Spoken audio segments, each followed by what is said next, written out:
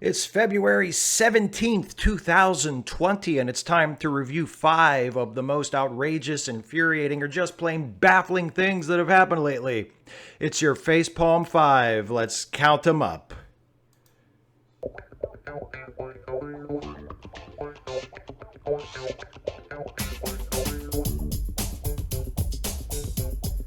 Number 1, Trump fires impeachment witnesses after Senate acquittal. Hi, everybody. Welcome to the Facepalm 5. So the first story this week is about Trump's purge of impeachment witnesses.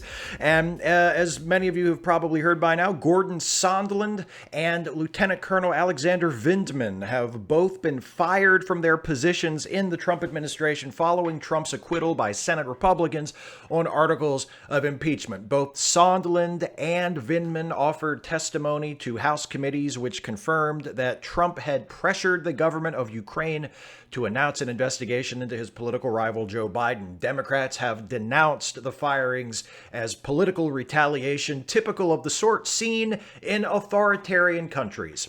So, pretty on brand for Trump, whose dream job seems to be dictator of a banana republic. Can we just get him a job managing a banana republic at the mall and just tell him it's a country?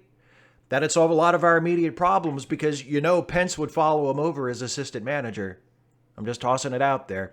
Anyway, what's most striking about this completely unsurprising turn of events is how well it illustrates Trump's priorities and how his personal priorities and his presidential priorities are one and the same. To Trump, nothing is more important than the loyalty of his friends and underlings to him. Sondland and Vindman committed the unpardonable sin of choosing to serve something over Trump.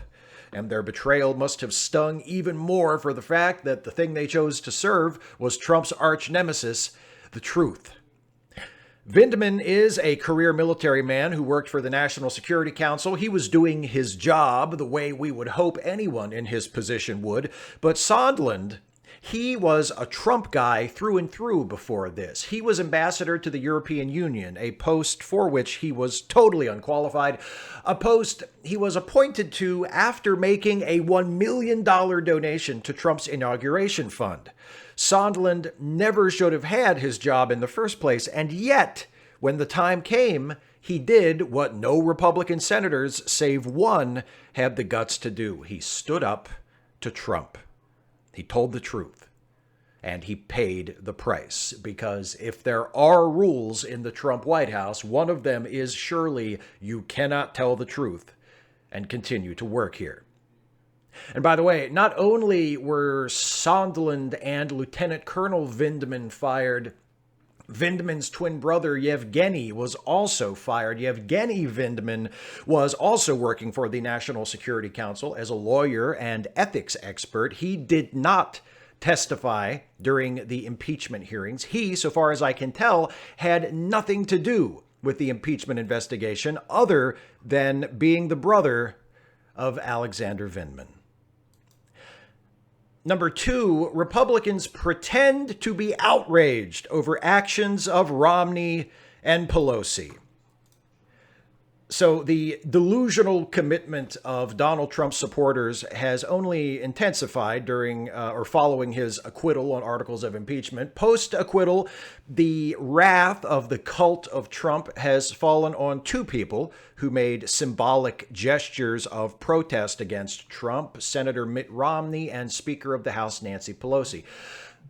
Romney's offense was to vote in favor of removing Trump on one of the articles of impeachment. He was the only Republican to vote against Trump at the Senate trial. His fellow Republicans, Trump cultists, everyone, reacted by calling him a failed presidential candidate following Trump's lead on that one. Trump tweeted that Romney was a failed presidential candidate, and Donald Trump Jr., still working up a sweat to get daddy's attention and approval, no doubt, took that a step further and tweeted that the Republican Party should expel Mitt Romney for voting to convict Trump during the impeachment trial.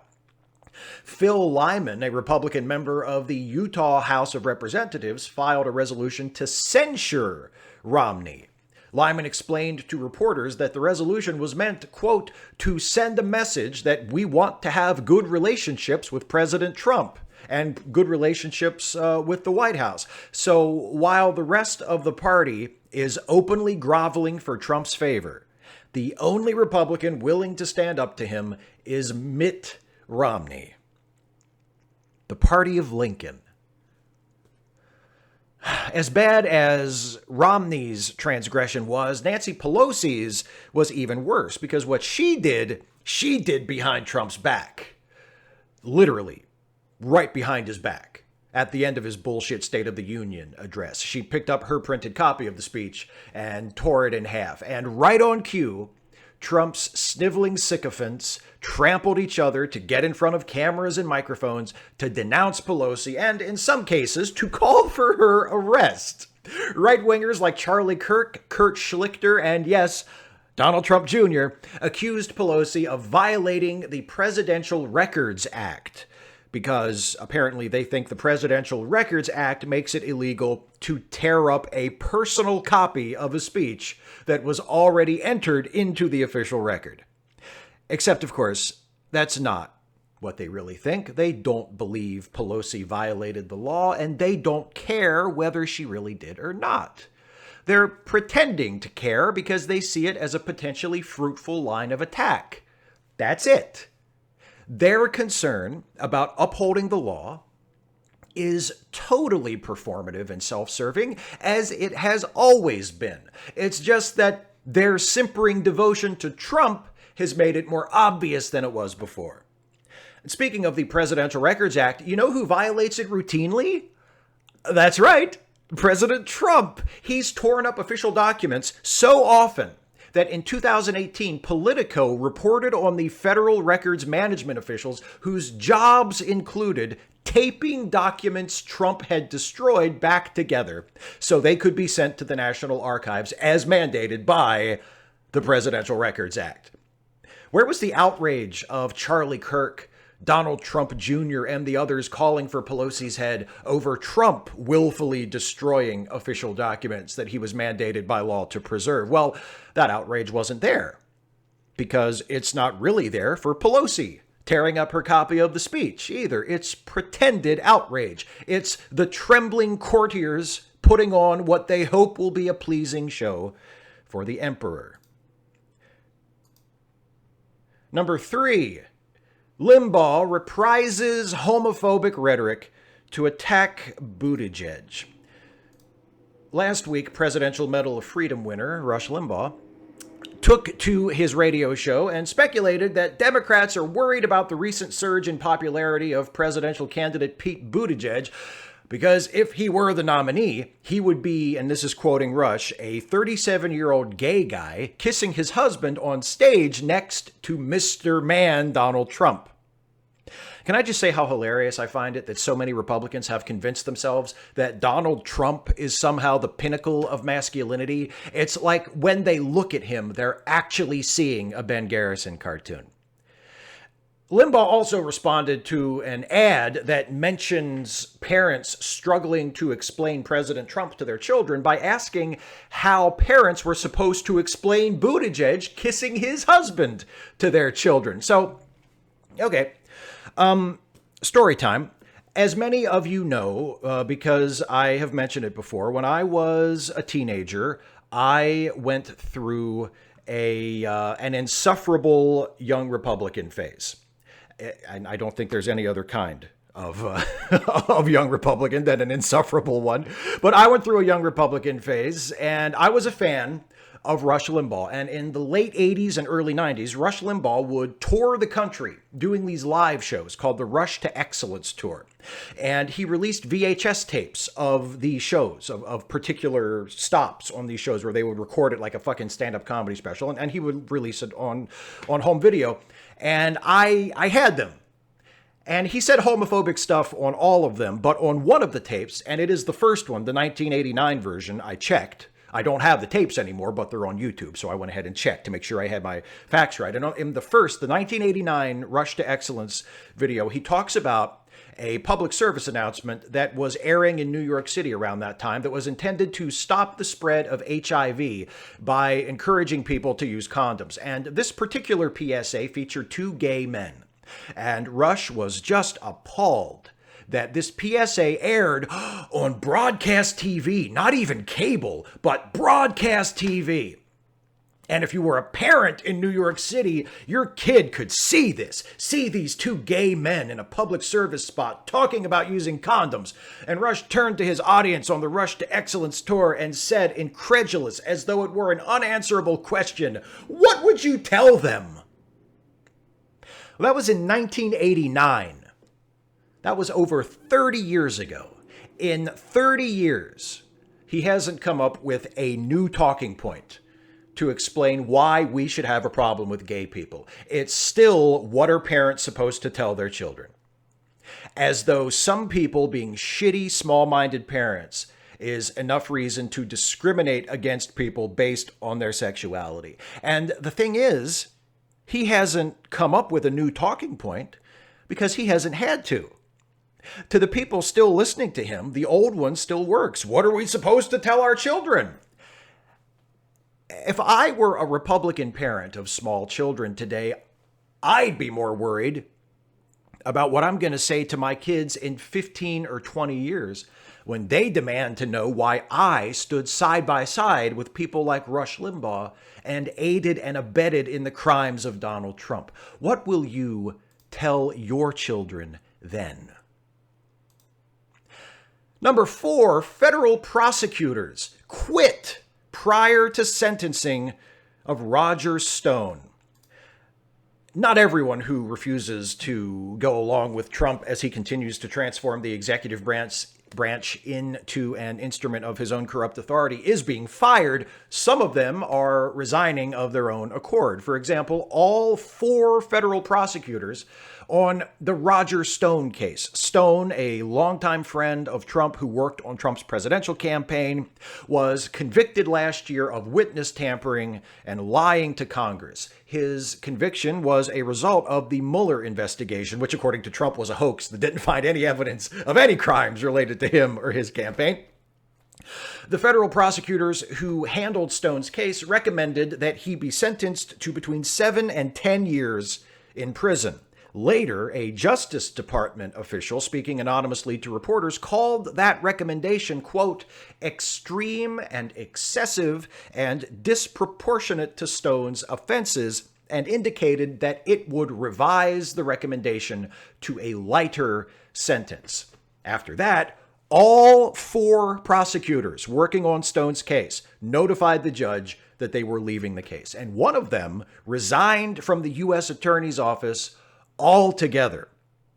Trump responded by accusing the prosecutors of, quote, cutting and running, said Stone had been treated unfairly, of course, and called the Mueller investigation a scam and illegal.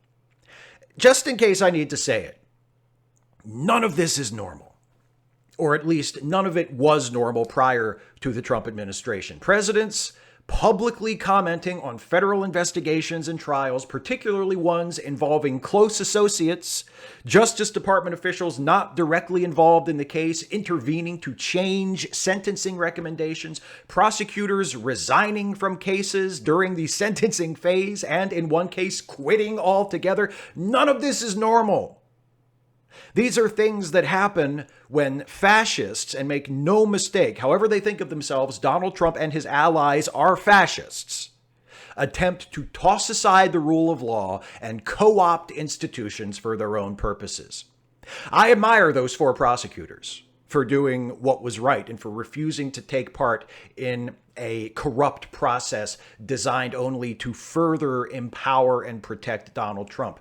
But at the same time, I fear for the day when all the good people of conscience have resigned in protest and Trump and his cohorts are the only ones left.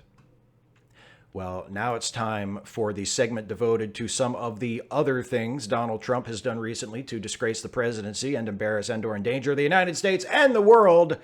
It's number 5, the further misadventures of Lord Dampnut, please keep in mind, as always, the following is not a complete list. He spoke before a gathering of governors at the White House where he claimed that the European Union was, quote, formed so they could treat us badly, and insisted, again quoting Trump, NATO was going down like a rocket ship before his administration. Both of those claims are factually incorrect. And also, rocket ships go up, not down. Can he at least pick appropriate metaphors to decorate his incoherent word salad? He released his 2021 federal budget proposal, which includes massive budget cuts to the EPA, the National Archives, the Census Bureau. That would be an 84% cut the year after the taking of the census to the Census Bureau.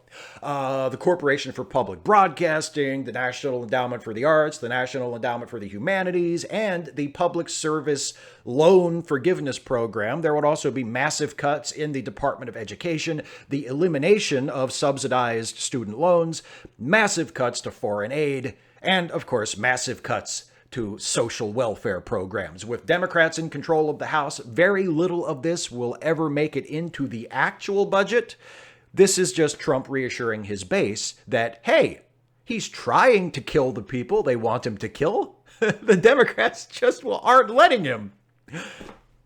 He called Democratic presidential candidate Mike Bloomberg, quote, a total racist over Bloomberg's support for the stop and frisk policy, which is a policy that Trump himself enthusiastically supports. And I use the present tense there because, to my knowledge, he has never said that he opposes it or has repudiated it. He is a longtime vocal supporter of stop and frisk. But when Mike Bloomberg does it, he's the only one who's racist, not Trump. Trump's not racist for supporting it, only Bloomberg.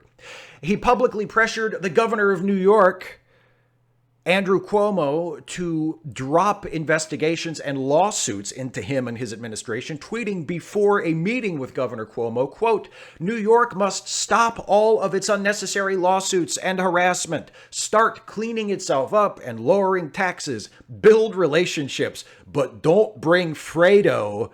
And the Fredo reference there is a shot at Andrew Cuomo's brother, Chris, who works for CNN and whom Trump has insulted in the past. So that's the president of the United States publicly bullying and insulting the family of the governor of a state ahead of a meeting with that governor. That's what that is. It was reported that his administration is working to deport as many as 4,500 Hmong immigrants to Laos. Many of those targeted for deportation are green card holders. Many of them have lived in the U.S. most of their lives. Many of them would face persecution and imprisonment at the hands of the Laosian government, which has a well-documented history of human rights violations against the Hmong people. That is why many, perhaps most of them, immigrated to this country in the first place. It was also reported that the Trump administration has escalated its anti-immigrant immigration policy in another way, sending tactical units of the U.S. Border Patrol into sanctuary cities to find and arrest immigrants targeted for deportation. Now, on the bright side, these tactical units will not be empowered to forcibly enter people's homes. They'll mostly be supporting enforcement operations being carried out by ICE agents already in those cities. But again, like the budget, like the performative outrage over Romney's vote and Pelosi tearing up the speech, this is mostly theater. More than actually hurting immigrants, Trump cares about how excited and animated the idea of hurting immigrants makes people in his base. I'm not saying the danger to immigrant communities isn't real, because it is. This administration is more of an urgent threat to immigrant communities in this country than any in my lifetime by far. But Trump isn't doing it just to hurt immigrants. He's doing it because he knows making a big show of hurting immigrants will only make his supporters love him more. And the more they love him, the more he can use that love to keep his fellow Republicans in lockstep behind him, and the more confidence he can have that he can do whatever he wants and no one will stop him. That's 5. Speak out, act out, resist, and look after each other.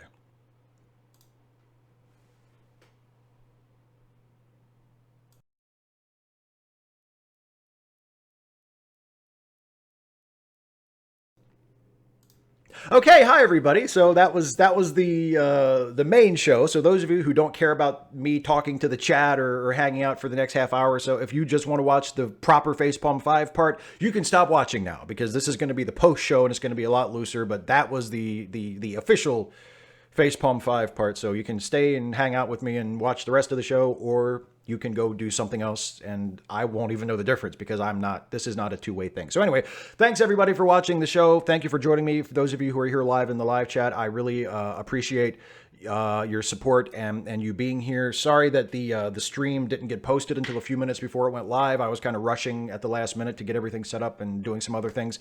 So thanks to everybody who made it live. Thanks to everybody who's watching. Before I get too much further into this, I want to recognize my new $5 or more per month Patreon patrons, and their names are Glenn Helwig, Sebastian Antunez, Ben Kaiser, Felix Coleman, Matt Levens, and Alex Blocker. Thank you all so much for becoming patrons at the $5 per month or higher level. Oh, and I missed one. Look, it was already scrolling and I missed one. I missed a couple, actually. Sean Hartley and Arn Hillman. Thank you, folks, as well for becoming patrons at the $5 or more per month level. You can become a patron of this channel at any level, but if you become a patron at the $5 or more per month level, you get yourself a shout out at the end of the Facepalm 5, just like those folks. And you can go to patreon.com/Steve Shives to become a patron of this channel for any dollar amount. So now let me turn my attention to the live chat. I see I got a super chat here. I just want to make sure that I didn't miss it. Okay, just the one super chat so far from Lionel L. Time to have a post-show party. $2. Thank you, Lionel, very much for your generosity. I appreciate it. So yeah, hi to everybody in the live chat. Glad you could join me. Let me take a quick peek because I have like completely ignored it up to this point. So let me see if there are any questions that y'all want to talk about. Here, some random geek passing along a question from Algebra. Where should we deport Trump to? I don't know. We need to figure out the place that he would hate the most, and we should transport him there. Someplace where, I would say someplace where there aren't that many white people, because I know he would hate it there. But I mean, why should we punish people of color by foisting Donald Trump on them? So I mean, just we'll have to figure it out.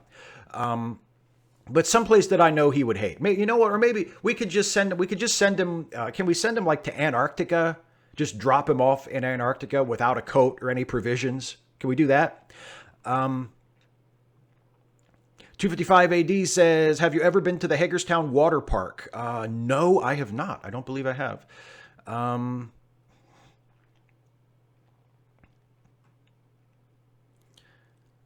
Comrade Ibot says, why do you hate Voyager and subsequently me? Oh, I'm sorry. I don't hate you, Comrade Ibot. And I don't hate Voyager either. I think even in the, probably the most like ardently negative Voyager Trek Actually video that I've done, which I think is the Captain Janeway video. Even in that, I think I say that I consider it,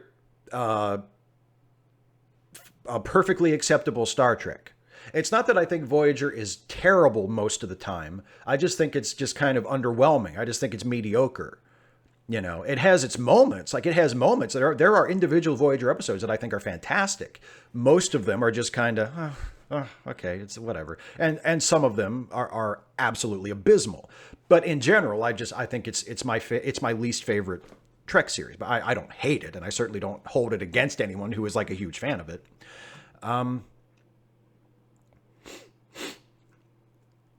Jamie Martin says, hello, Steve. Are you a Picard fan? Yes, in both senses of that word. I am a fan of the character of Captain Picard, who is stationed right above me here. There's Captain Picard. He is one of the stars of the series of webcomics, the photo comics that I've been making, starring these great 9-inch Star Trek action figures. So I'm a fan of Captain Picard just in general, and I have enjoyed the Picard series so far. It's been moving a little slow for my taste. I think it's for a show that is released one episode per week. I could stand for it to be paced a little faster. But overall, I have really enjoyed it. It's been a lot of fun. There have been there have been a couple of mark out moments for me. You know, the mentioning of Bruce Maddox's name was a moment where I was like, oh shit, that's such a cool pull from TNG to make that part of the show. And so, yeah, I've really enjoyed it so far, and I'm looking forward to talking about to seeing the rest of it. Darren Hill says the Isle of Man. He may think they named it after him. That's perfect. Some random geek says, question, as an anarchist, I get told anarchism works in theory. Are we at the point where representative democracy works in theory? Why don't we try anarchism? Well, I mean, I would say, why don't we? I mean, we maybe try anarchism on a small scale and see if it works. I mean, we've talked about this before, I think, and I don't see how it would work, or at least how it would work better than just improving the system of government that we have. I mean, yeah, you could say representative democracy works in theory. I've said before, it works on paper, but I mean, it depends on a lot depends on the character and the honesty of the people that we represent to run the representative democracy, to run the apparatus of government. And also it depends a lot on the level of education and awareness and engagement of the electorate. I think if we elect good people to be our representatives, and we as the voters keep a hand on it and remain informed and remain engaged in the process and communicate with our representatives and let them know what we want them to do and hold them accountable when they violate the law or when they go against what we sent them there to do, then I think representative democracy is a fantastic system, and it would probably work very well. And in certain instances throughout our history, I think it has worked very well. But, it's obviously it's an imperfect system with a lot of very glaring weaknesses that can be exploited by unscrupulous people, as we're seeing now, and as we have seen many other times before. But, is anarchism a better system than that? I'm not satisfied that it would be. Obviously, you are, and that would be where we would disagree.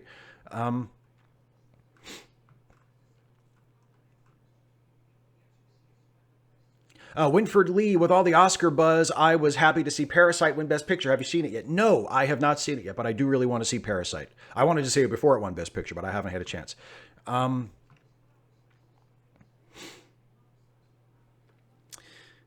me see. Zed Dreplin, with Trump's impeachment acquittal, will this have an adverse effect on voters who fall under the label of undecided, or even those who are not registered at all? God, I hope not. I really hope not. I mean, maybe it will. I mean, I'm sure there might be some people who viewed it in totally political terms and were like, well, the Democrats sure screwed that up, or the Democrats lost that one, or whatever. But I mean, I think anybody, first of all, if you're undecided in the sense that you're not sure if you're going to vote for Trump or not Trump, then I don't know what to tell you. Like, if you're undecided in that you're not sure who you're going to vote for, like you're definitely not voting for Trump, but you don't know who you're going to vote for, that's a little more understandable. But if you're undecided, like, that undecided includes, well, maybe I'll vote for Trump, maybe I won't. If you hold out any possibility of voting for Trump in November, I'm really not sure what I'm supposed to say to you, because I don't know what else can be said to convince you that Trump is the person you should not vote for under any circumstances, And yes, Lionel L says Jerry Ryan is one of the best Twitter follows. Yeah, she is a really, I thought this before she replied to my thread with my video and said nice things about it. She is a really cool Twitter follow. And it's one of those moments, like, have you ever, if you've had like a tweet liked by a famous person, or a famous person replies to something you tweet, and you have that moment of panic where you're like, oh fuck, do I follow them? That happened to me when Jerry Ryan replied to my when I posted my video, my Jerry Ryan Trek Actually video on Twitter a couple of days ago. I was like super excited because like she replied and said something nice about it and had actually watched the video, and I was like, oh, this is so cool. But then I had this moment where I couldn't remember if I followed her or not, and I did, and I do, so I was cool. But I had this moment of like, oh fuck, I hope I follow her, because I was just like so effusive. I'm like, oh, thank you so much. It's so humbling that you would watch the video. It's just so great. And then, I'd have to be an asshole and be like, oh shit, and I'm not following her. I'd better follow her now. And then she'll get the notification of, oh, dipshit who just said you were the greatest wasn't even following you until 5 minutes ago. The fucking, poser. So no, I didn't. I was following her already, and she is you're right. She's a really cool follow. Some random geek says, have you seen Renegade Cut's video about Star Trek producer Rick Berman? He prevented Star Trek from having a gay character for decades. Yes. I watched it a couple days ago. A ton of people recommended it to me. And my buddy Jason Harding, who I co-host our podcasts with, he recommended it to me and said, you should watch this. And that was like the straw that broke the camel's back. And I was like, all right, I better fucking watch it. And I watched it. And yeah, a lot of it I had already known.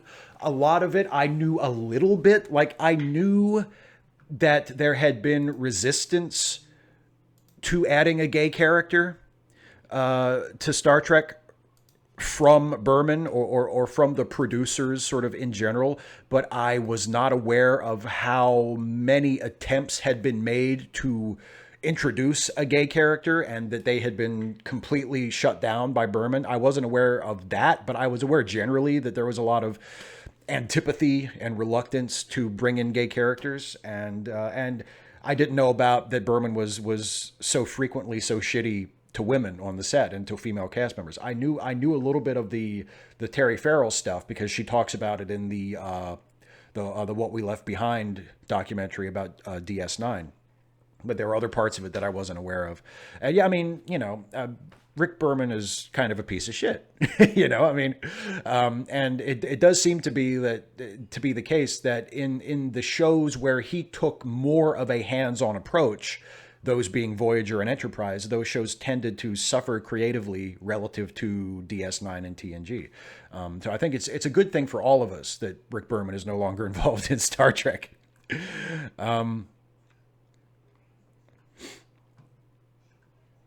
And Geek, I definitely want to come on Social Justice Alchemy. I'm not sure when that Saturday will be, but I mean, I definitely want to come on and hang out with you guys on Social Justice Alchemy. I haven't figured out exactly what Saturday would be good for me. So I will definitely get back to you about that.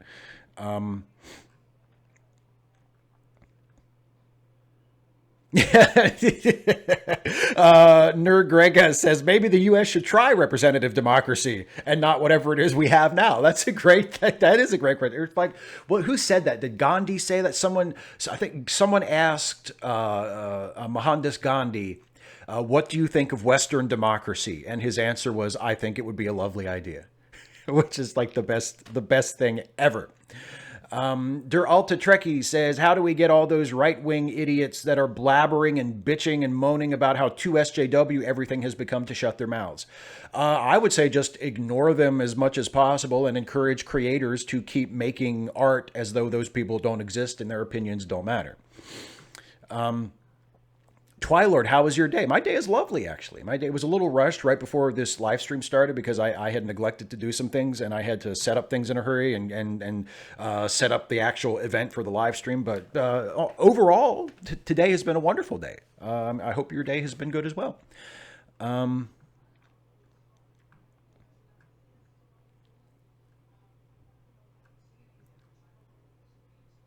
Oh, Geralta Trekkie says, Garrett Wong answered a tweet. That's cool. Yeah, Garrett seems like a good guy, too. I've never interacted with him, but he seems like a good guy. And he was also mentioned in the Renegade Cut video about how Garrett Wong was the only Star Trek cast member who wanted to direct an episode of his series that was denied that opportunity, which is kind of shitty.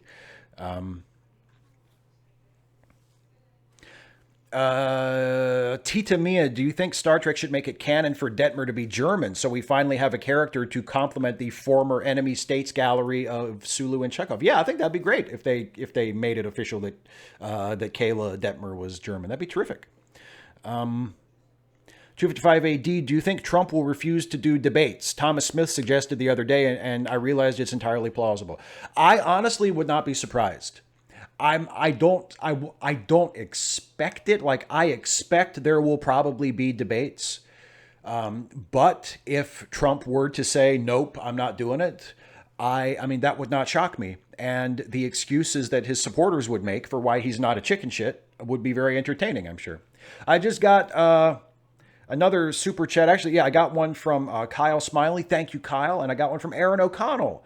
Thank you, Aaron. And there's a question that says, hey, Steve, how do you feel about cursing in Star Trek? I'm fine with it, but it seems to be a point of contention for some. Protect trans kids. Boy, I will echo that last part wholeheartedly. I'm not bothered by it at all. I'm not bothered by the cursing in Discovery or Picard. I think it could not be more of a non-issue for me.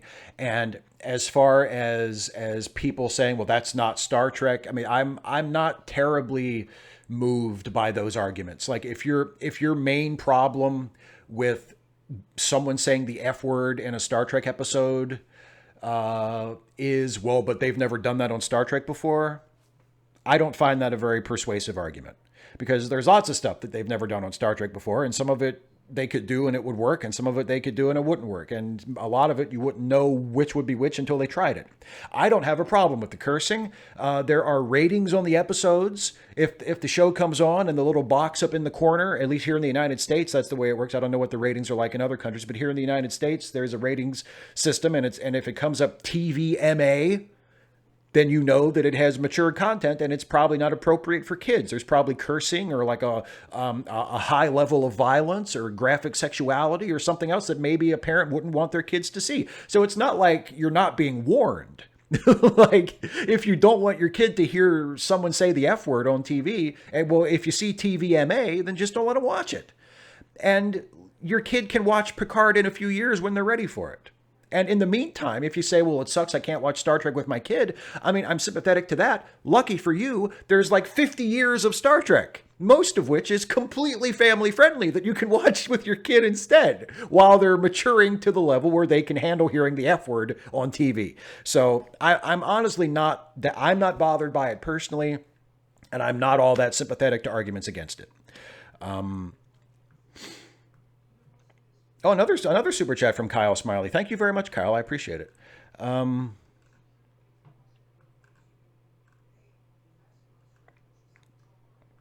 Western civilization. It wasn't Western democracy that Gandhi said. It was Western civilization. Still a great quote. I fucked it up a little, but it's still a great quote.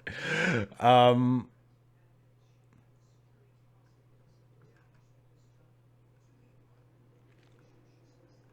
me see.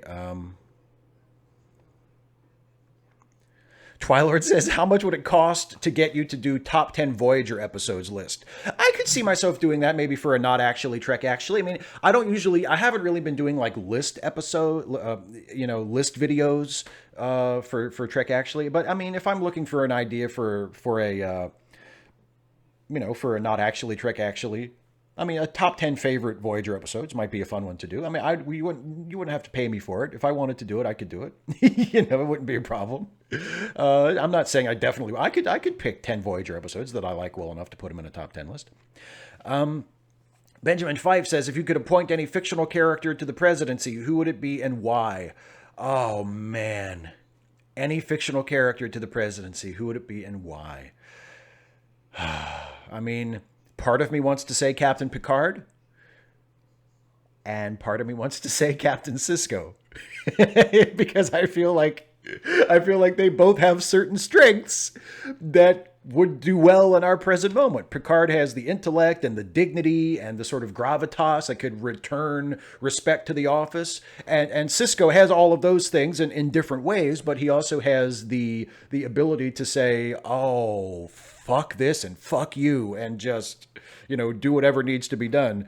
But he's a good person with a conscience, unlike the people that are running the country now. So I don't know, maybe Picard, maybe Sisko.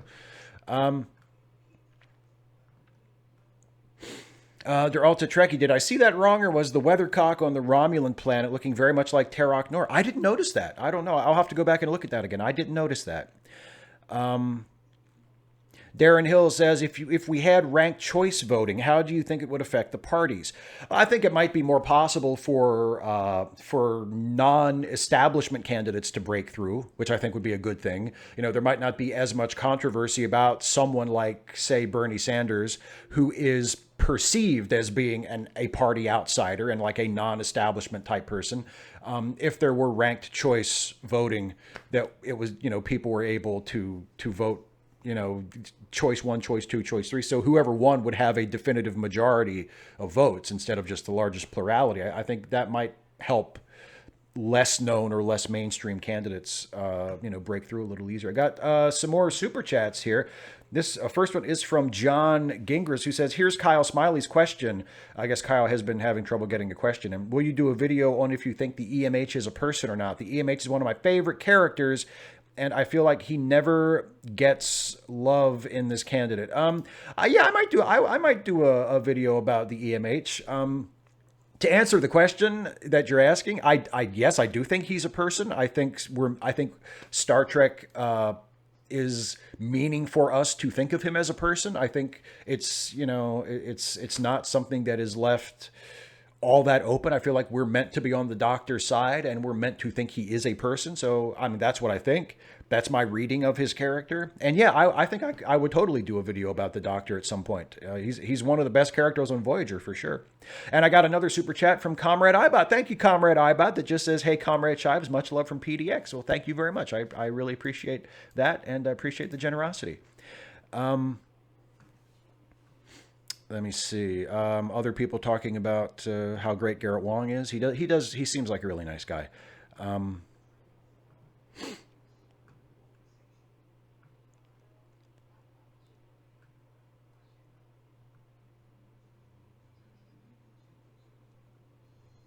Yeah, Lionel L says, honestly, does anybody believe that nobody cusses in the future? Yeah, right. People, yeah, come on.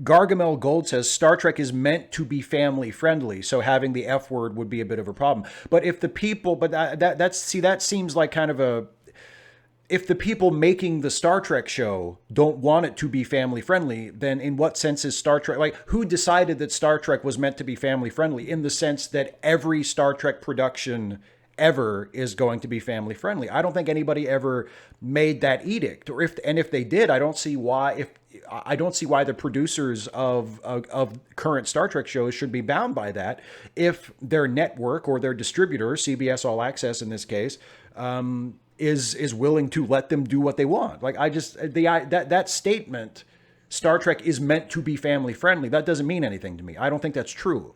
I think many Star Trek shows and movies in the past have been, and others yet to be produced, I'm sure will be.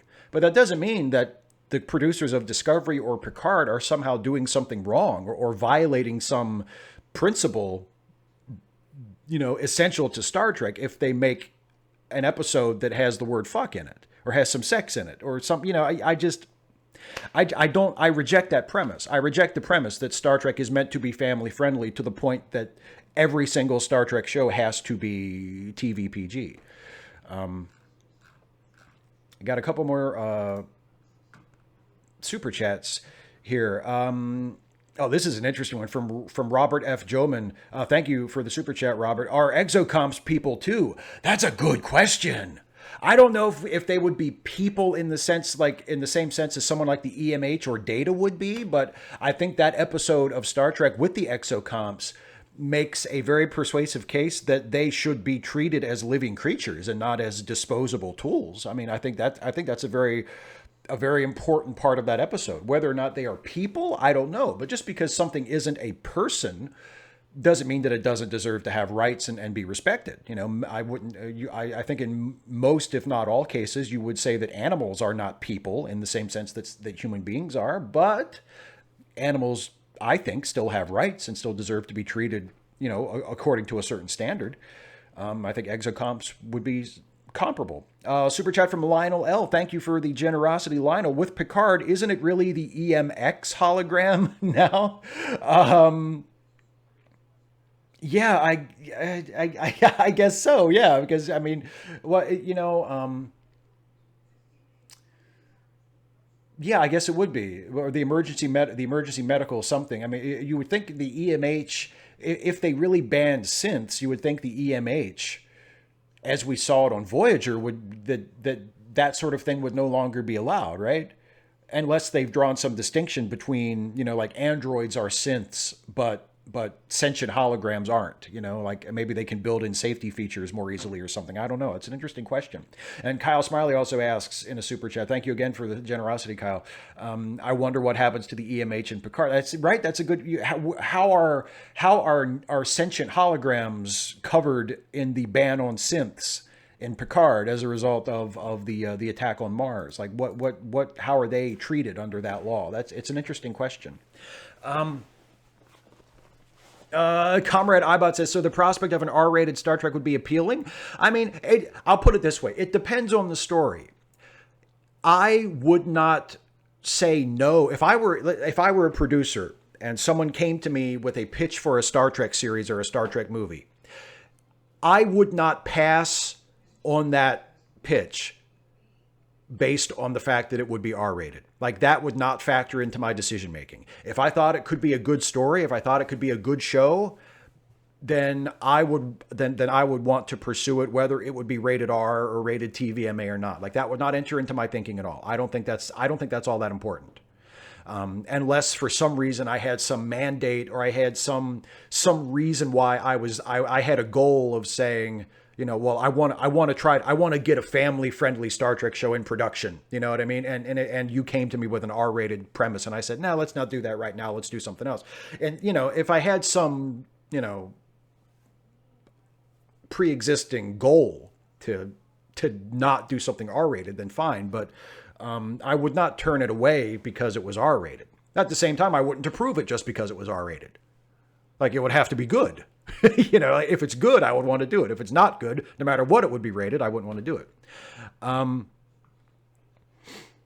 by the way, oh, hi, Leto. I just saw Leto came into the chat. By the way, if I mention, if I miss your question, this is just like the how it works for you had to ask. I haven't done that for like 3 years. Ask away. If you ask a question in the live chat and I don't get to it during the show, that's completely my fault. I just missed it because the chat goes up pretty quick and I don't always scroll back all the way to see all the questions. So if you ask a question and I miss it, that's nothing personal. I'm not like ignoring you intentionally. I just didn't see the question.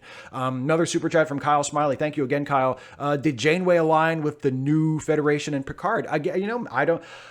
I don't know if Janeway is going to make an appearance in the show or if she will be mentioned. So I don't know, but that would be an interesting question. Would Janeway side with Starfleet against Picard, or would Janeway have resigned too? I don't know. I'm curious to see what Riker's situation is. In the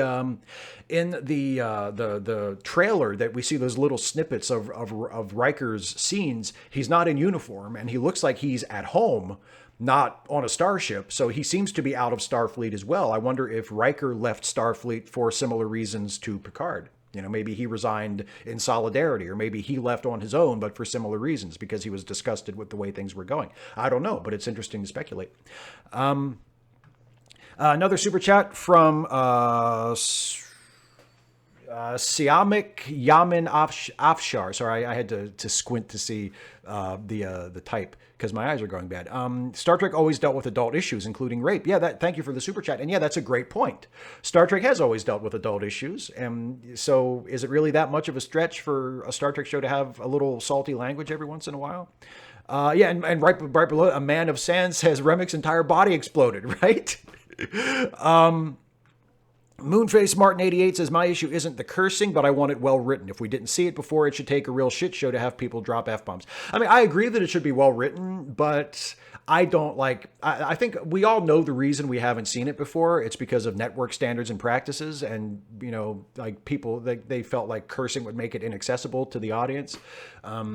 So, I mean, just because cursing has been relatively rare in Star Trek up until recently, like, I don't think that just because of that, they have to, build in a higher threshold for people cursing.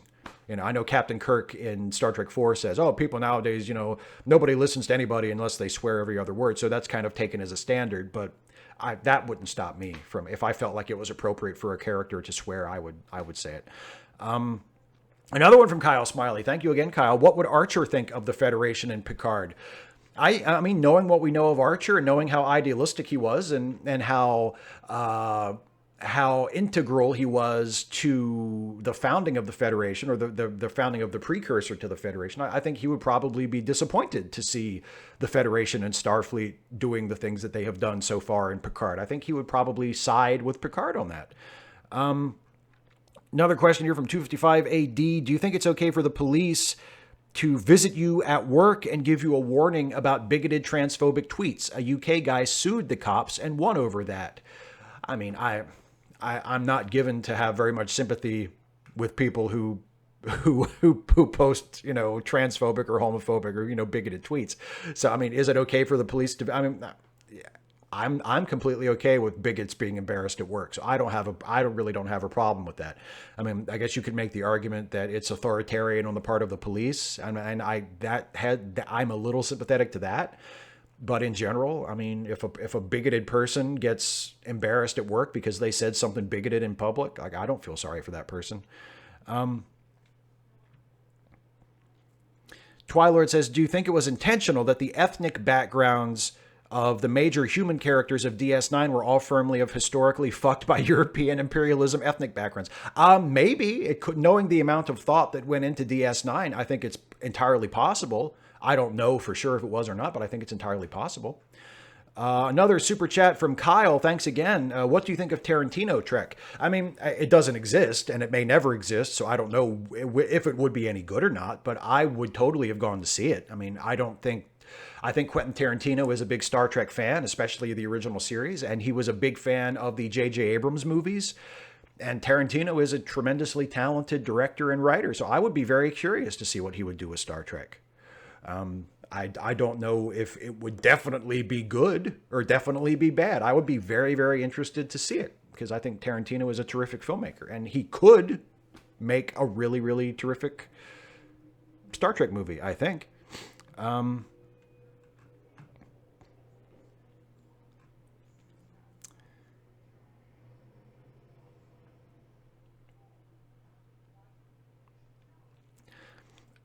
Olam Drab, Steve, I'm wondering, in an educated society 400 years later, don't you think slang would be different? Well, realistically, it certainly would be. Yes, it definitely would be. But you have to make a compromise because yes, you're society 400 years in the future where undoubtedly language, not just slang, but language in general would be very different than it is today. But you're making the show for today. You're making the show for a modern audience. And personally, I find made up slang and made up profanity distracting. When other shows do it, like, in Battlestar, in the Battlestar Galactica reboot, which what I saw of it, I thought was really, really good. But, when they would say like frag or frack or whatever, or they said they did that in Babylon 5 too. Like people said frag or frack or whatever instead of fuck or other curse words. And that just seems, that seems distracting to me. I would rather just, if standards and practices won't allow you to have the characters curse, then just write it in such a way that we don't see the characters curse. Don't have them saying made up shit like that. It's just distracting and it seems amateurish and silly. So I would not want Star Trek to be written that way under the idea of, well, it's 400 years from now and people would talk different. Let's just have the conceit that people talk the way that people talk now because it's a show being made for now. And yes, in 400 years, certainly people will no longer talk exactly the way they talk now, but just forget it. It's a TV show and it's a show made for this audience, not for an audience 400 years from now. So you're right. But, I think it's better to write in the vernacular of the audience, Yeah, Leto Anner, Tarantino trick, the first trick full of N-words. I've heard that, and that is, I mean, Tarantino is very, very free with the N-word, which is, God, I really wish he wasn't so eager to use that fucking word so much.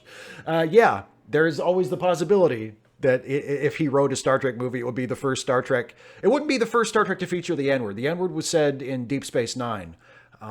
But it may be the first Star Trek to feature the N-word used so casually, so loosely, the way it is often written in Tarantino's dialogue, so conversationally.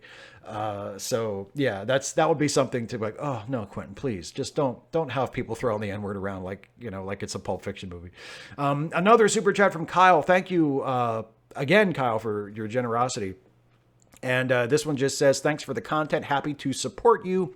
With the Trump era, do you think we're getting closer to that future Cisco experienced in that episode with that Bell gentleman? That would be Gabriel Bell, and the episode is past tense. One of the best Star Trek episodes of any show ever. One of the best Deep Space Nines. Yeah. I mean, short answer, yeah. I do think Trump moves us closer to that future. I mean, when you look at the way people are treated, especially poor people, people without jobs, people who are deemed undesirable for whatever reason are treated in that world in past tense. They're sort of warehoused in ghetto districts. God forbid we ever actually see that sort of thing in this country. But yeah, it does move us closer to that. Yes, absolutely it does. And it's a terrible thing. It's a terrible shame.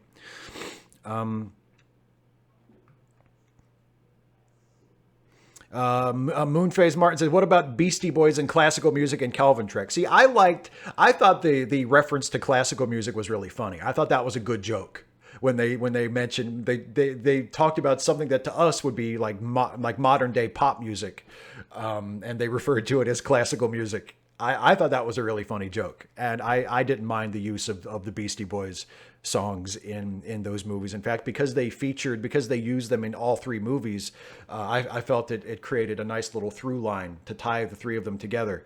And it gave us a little, what do we know about, what's one of the things we know about Kelvin Universe Captain Kirk? We know that he's a big Beastie Boys fan, right? Like that's part of his character that we have learned, that we know. It informs who he is. And I thought it was cool.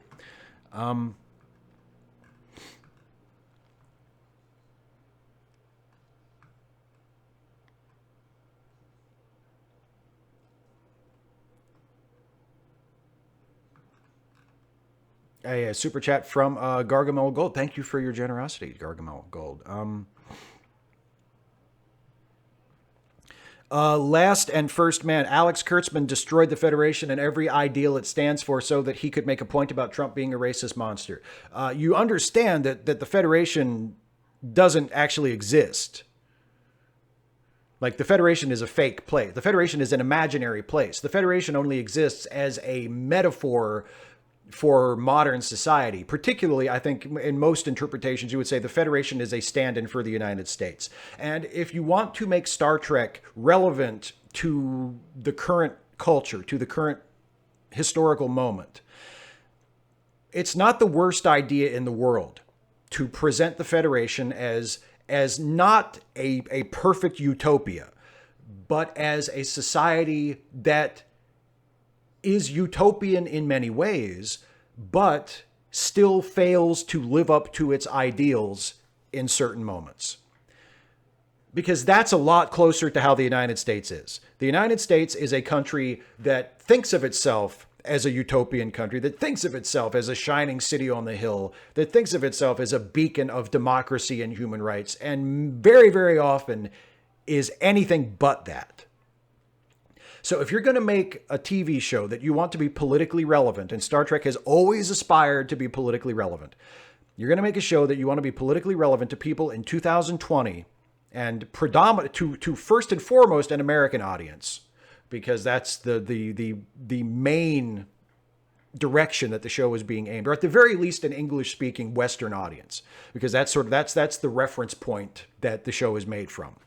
So you're going to want to depict the metaphorical United States in a way that is closer to the real United States, so that the message comes home to the viewer. So that, as I said in a little bit in a snippet of my 7 of 9 video, it's a much more important message for people to get that we have to change, that we have to do better, than it is to say, oh, isn't it a shame that those people over there are so backwards, and wouldn't it be great if they solved all their problems? Because then it puts the onus on other people, and you ignore the fact that you and your society need to change. So if making the Federation imperfect enables Star Trek to tell stories that are more politically relevant and pertinent to our society, and critique our society in a direct way, I am all for that. And it does not bother me one bit that they have destroyed the perfect Federation, because the Federation is a fictional place. And as long as they are presenting it in a way that leads to good stories and pertinent political commentary, I have no problem with that whatsoever. I do not grieve for the death of the perfect Federation, as long as it leads to good stories that are worth something. And so far in Picard, I feel like it's moving in that direction. So I'm sorry, I can't go with you on that. It doesn't bother me at all that the Federation and Starfleet under the Kurtzman regime are no longer like these perfect places. That doesn't bother me at all. Another super chat from Kyle Smiley. Thank you again. Will they do a DS9 reboot now that Nog and Odo are dead? Do you think Avery Brooks would ever come back? How would you rank the actors who played the captains in Trek in order? Well, that's a lot. Okay. I wouldn't look for new DS9 stuff. I mean, maybe characters from DS9 could pop up in other shows, you know, kind of like how 7 of 9 has sort of popped up in Picard. Maybe someone from DS9 could turn up in a limited role or in a guest starring role or something. That would be kind of cool. But do I think there's going to be like a reprise, like a new season of DS9 or something like that? Probably not.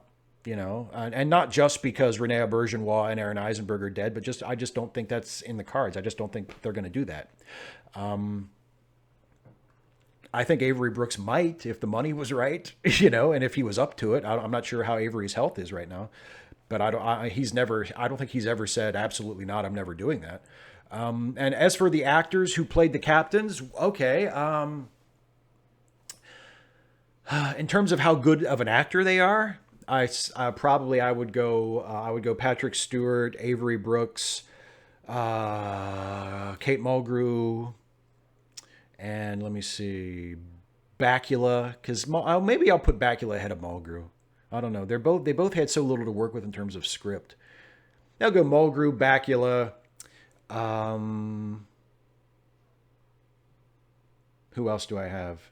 Anson Mount. I have to put him in there. I mean, it's I don't know. Of the big ones that were like leads of series, Patrick Stewart is number 1. Avery Brooks is number 2. And either Mulgrew or Bakula are number 3. And Chris Pine would be in there somewhere for the movies, but I'm not sure. It's tough. It's tough to rank them. It's tough to rank. I mean, I feel like Patrick Stewart is an easy choice for the best one. And after that, it's sort of it's difficult to pick. Some Geek, didn't Richard Dawkins just tweet eugenics bullshit? Yeah, we talked about that yesterday on Pierre the Chef. Yeah. Yes, Richard Dawkins tweeted eugenics bullshit. The Might One, do you think the new Star Trek animated series will be influenced by Clone Wars and have plots that kids and adults can enjoy? I wouldn't bet against that. You know, I wouldn't say that that's definitely not going to happen.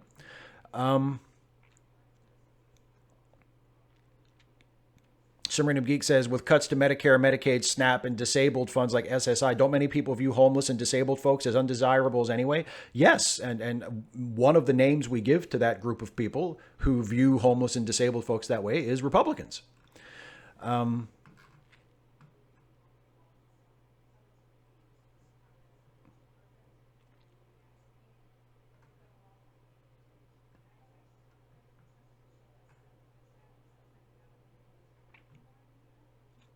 Carlos Amzi says, the problem for me is they kind of destroy the utopia and say that we as humans basically aren't able to totally overcome these issues and evolve as a species. Because that's true. I mean, I'm sorry if I'm disillusioning you there, but that's true. We will never completely overcome these issues. It will be a constant struggle. We will always hopefully improve. Hopefully each generation will be better off than the last. Hopefully we will continue to be moving toward equality and toward justice, and we will succeed in making a more and more and more just and fair and humane society. But we will never have a perfect society. That's just never. I mean, that is not. If you say like, well, I have a problem with them changing the Federation because it sends the message that we'll never completely overcome all of our shortcomings. Well, that's true though. We never will. That doesn't mean we shouldn't try. It doesn't mean we shouldn't continue the work of social justice and reform and democracy and equality. That the point isn't, well, eventually we'll get to a point where we won't have to do it anymore and everything will just be fixed. No, that's never going to happen. Not for us as individuals, not for our communities, not for our species, not for all of human civilization. There will never come a day when it is completely fine and all the problems are fixed for everybody. There will always be work to do. The point is to do the work and to do everything you can to make life better tomorrow than it is today.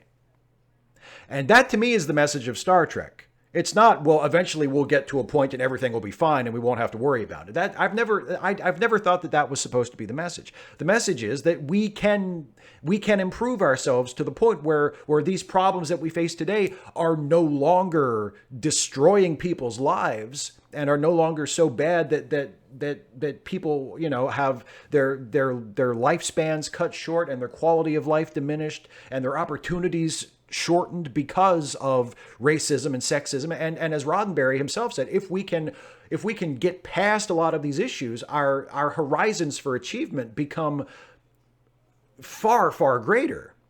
But it doesn't mean that we're going to come to a time where we're just never going to have any problems as a society, where we're never going to be subject to prejudice and ignorance and biases and irrational thinking and all of these things. I mean, we may get to a point where racism doesn't affect us as much as it does or in the same way as it does, but the human imperfections that allow racism to happen will always be there. Tribalism, nationalism, favoring one group over another for completely selfish or irrational reason. Like, these are problems that are just we're always going to have to be aware of these things, and we're always going to have to be working to fix them. So that doesn't bother me, because I don't dream of a day when nobody has any problems and there's no such thing as prejudice ever anywhere. I don't think that's ever going to happen. But that doesn't mean that we shouldn't be working to improve ourselves and to make the world a better place every single day. The work is ongoing and nonstop and all the more urgent because of that. A couple super chats I missed while I was blabbing there. One from John Gingras. Thank you, John. I'd argue that the Federation was never the perfect utopia that it was made out to be. Many problems and plots and things have been going on right from the start. Think about Section 31. What say you? Yeah, I mean, Section 31, it was introduced in Deep Space Nine, which is a long time ago now, but Section 31 doesn't go all the way back to the original series. But I agree with your premise. Starfleet and the Federation have never been as perfect as the official line was. I agree with you completely. And Kyle Smiley says, thank you again, Kyle. Did the Dominion lead to the Federation's xenophobia? Maybe. And you know what? During the Dominion War and during the interactions with Cardassians, we saw instances of prejudice on behalf of Starfleet personnel. People called the Cardassians cardies and spoonheads. That was said during Deep Space Nine episodes. Chief O'Brien exhibited some prejudice toward Cardassians in the first Cardassian episode ever on TNG. What was it? The Wounded. Great episode of TNG. That's the first appearance ever of the Cardassians. And O'Brien exhibits a prejudice toward the Cardassians, And so, yeah, even in TNG, we see that human beings and Starfleet officers are susceptible to bigotry, even in the 24th century, when supposedly all of those problems have been solved. Kyle, another super chat from Kyle says, has Star Trek ever explored mental illness well? We're getting close to the end of the show, so I can't think of I can't think of any particular instance where it's explored it particularly well. There have been a few instances where it's been explored and you can tell that there was good intentions, but it didn't turn out very good. So, but I can't think of an example where I would say, yes, they've explored it very, very well. Maybe there are, but I can't think of any right now. And okay, a couple questions. 255 AD says, we can't achieve utopia. I don't think I could be invested in politics if I believed that. Well, look, I think it's possible to achieve a society that is utopian. Like, I feel like it's possible to create a much more fair and just society than we have now. I think it's possible to create a society that is like the society we see in the Federation in Star Trek. But that doesn't mean that that society will be completely free of problems. And it doesn't mean that everyone in that society will be completely free of all prejudice and bigotry.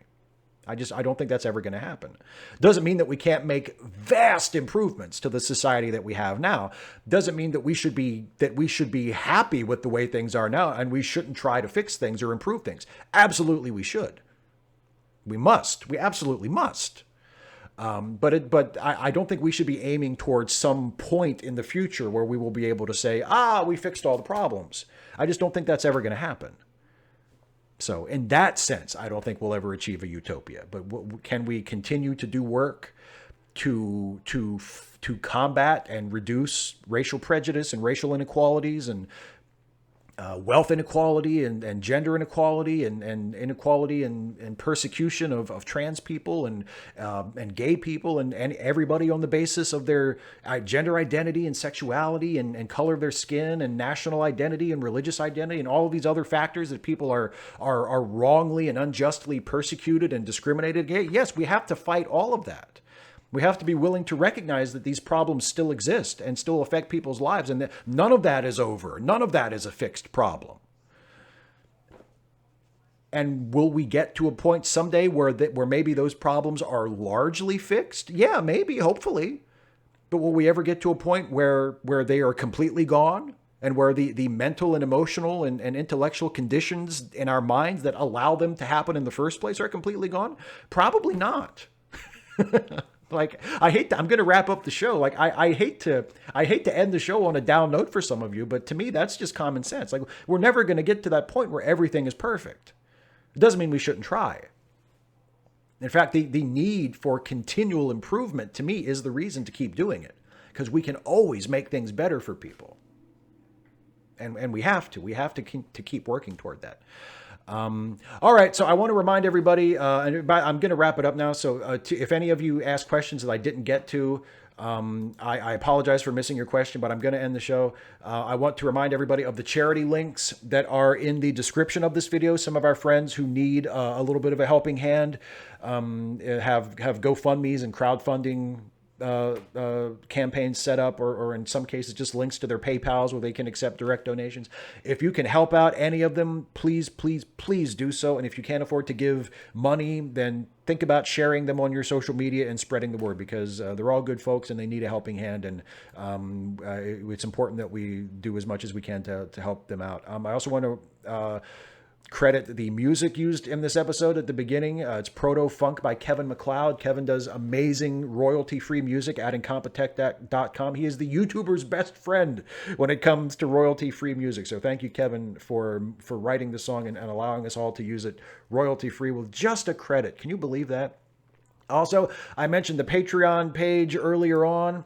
I also co-host a couple of podcasts called, they're part of the Let Me Listen podcast family. The new episode of Late Seating, the movie review podcast that I co-host with the great Jason Harding, went up on Friday, and you can listen to that right now. It's our review of Bound, which is the directorial debut of the Wachowskis, who went on to fame and fortune and immortality as the writers and directors of the Matrix trilogy. And coming up this Friday will be the season finale of The Ensign's Log, our Star Trek themed comedy podcast. So make sure you don't miss that. The season finale of The Ensign's Log will be online this Friday. So if you like the Star Trek stuff that I do, I think you'll like The Ensign's Log if you're not listening to it right now. So that's it, everybody. Thank you all so very much for watching, especially those of you in the live chat. I will see you on Friday for another episode of Ask Away, where I will spend the whole show answering your questions. That's it for tonight. Thank you all for watching. Sorry for those of you who asked questions that I didn't get to. I apologize. Nothing personal, completely my fault. I'll see you Friday, and take care, everybody. Thanks for joining me.